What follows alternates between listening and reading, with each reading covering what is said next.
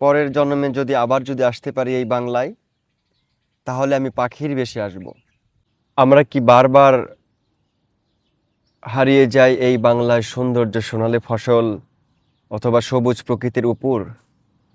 নাকি আমরা প্রাণের টানে, মায়ের টানে আমরা ফিরে আসি এই বাংলায়?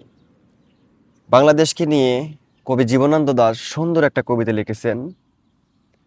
সেই কবিতাটি এখনো হৃদয়ের মাঝে বারবার বেজে ওঠে। আবার আসিব ফিরে ধানসিঁড়িটির তীরে এই বাংলায়। অবশ্যই আবার আসব, হয়তো শালিকের বেশে অথবা শঙ্কাচিল মানুষের বেশে। আমি কবির ভাষা বাদ দিয়ে নিজের ভাষায় বলতে চাই, পরের জন্মে যদি আবার আসতে পারি এই বাংলায়, তাহলে আমি পাখির বেশে আসব। কেন বললাম? পাখিরা সারাদিন প্রকৃতি দেখে এবং সৌন্দর্যে ভরা সবুজ শ্যামলী এসব কিছুর উপর দিয়ে ঘোরাঘুরি করে। আমি চাই আবার যদি কখনো আসি, আমি পাখির জীবন নিয়ে আসতে চাই।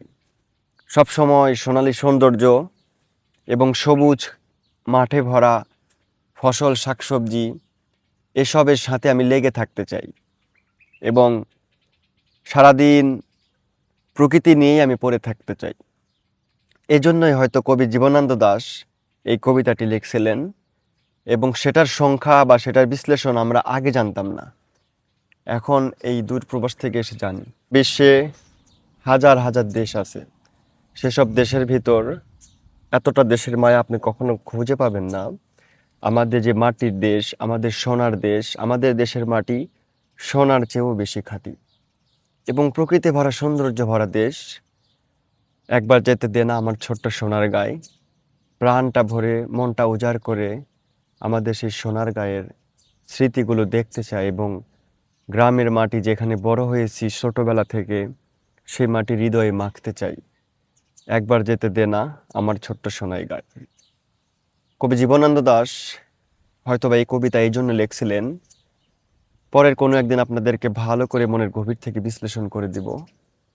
আবার আসিব ফিরে ধানসিঁড়িটির তীরে। অবশ্যই পরে জন্মে আবার যদি হই, তাহলে পাখির জন্ম নিয়ে আসতে চাই এবং সৌন্দর্য ফসলে ভরা এই বাংলাকে উপভোগ করতে চাই। মানুষের জীবন দিয়ে সব কিছু প্রকৃতি উপভোগ করা অসম্ভব। সবাই ভালো থাকবেন, আর ভিডিও কোথা থেকে দেখছেন কমেন্ট করবেন। আল্লাহ হাফেজ।